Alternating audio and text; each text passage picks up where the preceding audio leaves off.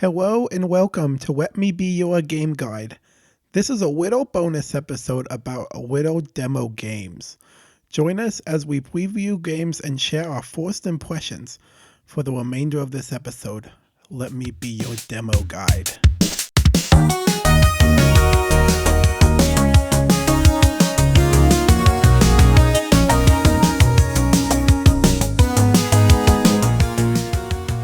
Welcome back to 12 Days of Demos. We are on 12 Piper's Pipe. No, you just told me. It's 12 drummers drumming. Yeah, that one. I got there. Wow, this is difficult. We've got a demo to discuss for all of you as a bonus. Merry early Christmas, because tomorrow is Christmas. This is our last bonus episode in this series, but please tune in tomorrow on Christmas Day if you've got time away from your family and friends. It's coming out on Christmas. This one's coming out on Christmas? Yeah. We need to re-record everything. Our regular episode came out yesterday. No, today is Christmas. Today's Christmas? Today's Christmas. Merry Christmas, everyone.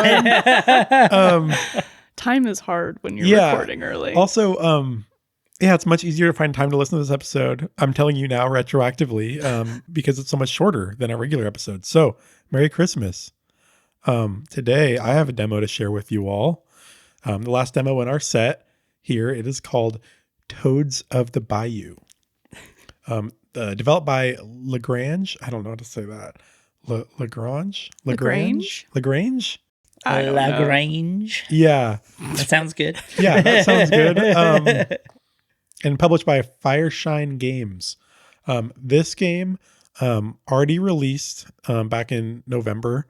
But it had not released at the time that I played the demo, but it has released as the time of this recording. So, anyways, this is a roguelike tactical deck building game. And I'll give you the little summary of the story here. So, the Bayou, a quiet, lush place we call home. Life here was perfect. The type you hear about it in Once Upon a Time stories. There was peace, there was harmony, there was joy. Until there wasn't. Dun, dun, dun. One day, a stranger appeared. He spoke to no one, and no one spoke to him. He walked with an arrogance and a confident smile. He had an aura that radiated trouble. It made the folk uneasy. With a single glance, he sent a shudder through every toad. Turns out, this stranger... Not the toads! No. Through every toe. So either way, it's funny. So basically, this big old toad, spooky man, he moves into this house and weird things start happening, real creepy stuff. Eventually the townspeople of the Bayou called a meeting and they went to confront this fella. And they didn't do well. Basically, there was destruction, it says. Destruction. Ooh, as chaos. The toads approached the spooky shack, the Baron's true nature was revealed. Uh-oh. Within moments, the brave fleet were destroyed. Oh my God. Oh, man. It is thought that nothing survived except this story. Whoa. And then the Bayou that we all love turned into ruin and ash. Oh, no. Oh, man. They really messed things up at the Bayou. Etc. And so begins the era of Baron Samdi, which is the name of the big bad toad. Baron Samdi. Nice. Yeah. So basically in this game, you play as a toad who's leading a charge back through the bayou towards Baron Samdi's house. And there's 3 little islands or regions that you're trying to recapture along the way. And as you're going, you're trying to secure resources and save people and basically reclaim the territory in the name of the good folk of the bayou, I guess. The good toads of the bayou. The good toads of the bayou, that's yeah. Right. In the demo, it looked like there were 3 characters that you could choose between, but you only have one unlocked at the beginning. I didn't see if there was a way to unlock them during the demo. It was very short. It was only about 30 minutes long before, I'll get here, but there was a little boss fight and it said, "Oh, thanks for playing. That's the end of the demo." So, but maybe in the full game, there'll be 3 characters. And basically the way this works is you have each mission that you go on is like a little grid. It's what is that called? It's isometric style. And so you can place yourself on the grid wherever you'd like based on the mission objectives, which for the demo, the objectives were usually like protect something, like protect this lumber that we need, or protect this fella that's in a cage, a toad. And then also defeat so many enemies. And once you've defeated that many enemies, the round ends. So you're on this grid, the enemies get plopped down, you choose where you want to be, and you have your turn. It's based on this card mechanism. So you have a card that allows you to move, and so you move, and then you have a card that allows you to stab, which is melee, or shoot, which is ranged. And so you're taking down the health of these enemies, and every turn you can also see where the enemies are going to be attacking.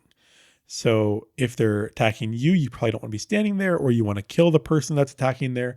If they're attacking your thing that you're supposed to be protecting, you either need to kill that enemy that's attacking, or move them somehow, because you do get some abilities to move your enemies around. So it was a nice little tactical puzzle. And every mission the first mission's like maybe kill 8 guys, and then the mission's over, even if there's guys left. And then between missions, you get a chance to like upgrade your deck with different cards.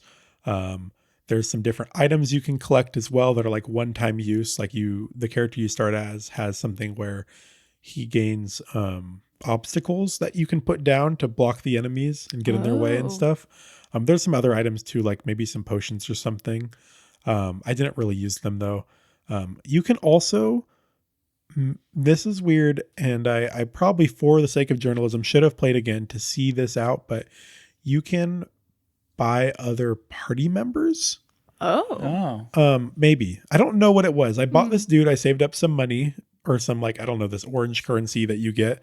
And I bought this other guy. And so in the between missions like area, he was like next to me, like kind of looked like he'd be like a party member, right? There's a symbol by him. So I was like, oh, maybe that's how I get information about what he is. I clicked on it and he disappeared. And then I realized the symbol that I clicked on was an X. And so I think I spent so much money on this guy, and then I just booted him out of my party. Oh my God. So watch out for that. But yeah, I'm really curious. Like, I don't know if he would have also been fighting, if he would have had a second hand of cards, a different turn, whatever. But there's about 10 or 8 missions in the demo, and it kind of culminates in this final boss fight. And that was kind of fun because there's so many enemies, and the boss attacks lots of different ways. And it also, you need to be right up next to the enemy to hurt it. And it moved around, so you had to move with it, or like try to determine where it would go based on the pattern you learned during the battle. So that was kind of interesting. Overall, though, the game felt like it was really easy. Like, it had a bunch of systems, but I didn't really need to like do anything big brain. I think I took damage one time throughout the whole like part of the campaign. I never failed to protect anything. And there were different mechanics, like, oh, some enemies might poison you, some enemies might burn you, or like do different things like that. But literally, like, I was very easily able to kill or sidestep everything. So like, there was not a lot of tension, I guess. I definitely saw the promise of like what they were trying to do as a cool system. So I'm curious. It's something that I think I will keep my eye on as far as if it's good. But I probably won't like purchase it based on what I saw, unless I'm seeing that there's like a ton of positive reception online for it. In which case I might check it out, because it's definitely the type of game I love. Yeah, that sounds really cool. Yeah. And I'm curious on a few things. One, do you only get like one action per turn, or is it just you can use as many cards as you have in your hand? No, so it's really similar to like Slay the Spire, if you've played that, where you have a certain number of action points. I think 3 every turn, and then cards cost a certain amount of action points. Sure.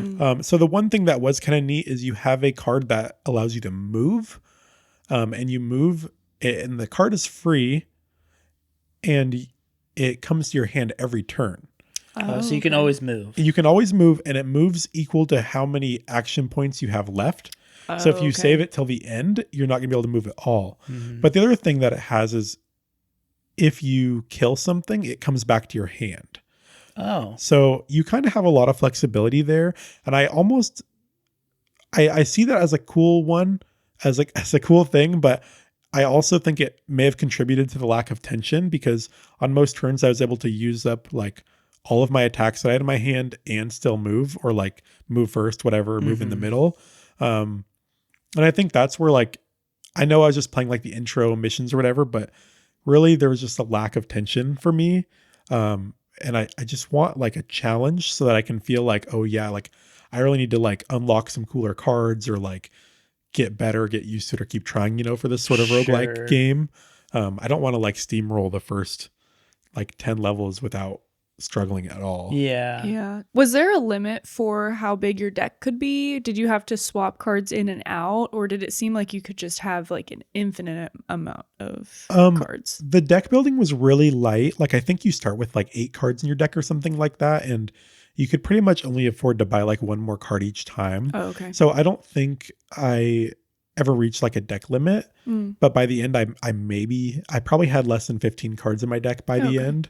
Because there's also like you get some currency after each mission, and there's like a little card market, but most of the time there's only like one or two cards available, so you don't have like a super wide option, and you also aren't like awarded cards for completing missions or anything like that. At least not any of the missions in the demo weren't like that. So I think it could benefit from like a little bit more diversity. Like I really hate to compare it to like certified excellent games like Slay the Spire, but like in Slay the Spire, like I was able to experience more diversity and like kind of creating like a build for my character as far as what I was doing, but in the demo I didn't experience that. So I feel like it was more like a proof of concept of the system rather than really getting me like excited for all the different like variability with it. It feels to me like if I pulled up the demo again, I'd probably still be limited to that one character. Maybe I could buy that guy and not kick him out of my party immediately this time. But most of the cards did a similar sort of thing. There was not like a lot of branching opportunity to create like a build per se in the demo. I do like the graphics of the game. It looks really cool. Yeah, it does look really good.